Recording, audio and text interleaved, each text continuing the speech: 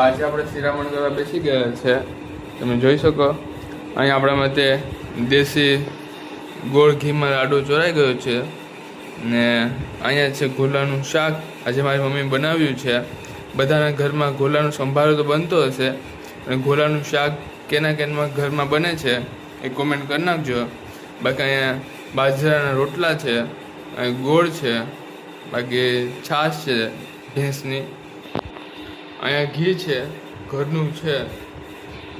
તો આપણું શિરામણ અહીંયા તૈયાર છે. અહીંયા આપણે ગોળ ઘીનું લાડુ તૈયાર છે.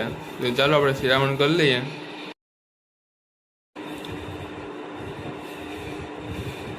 આજે આપણે શિરામણ કરવા બેસી ગયા છે.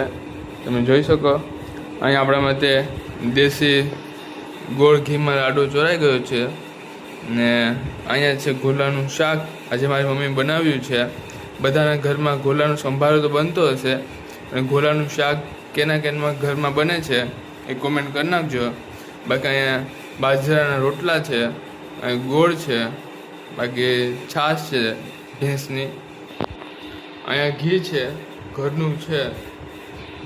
તો આપણું શિરામણ અહીંયા તૈયાર છે. અહીં આપણે ગોળ ઘીનું લાડુ તૈયાર છે. તો ચાલો આપણે શિરામણ કરી લઈએ.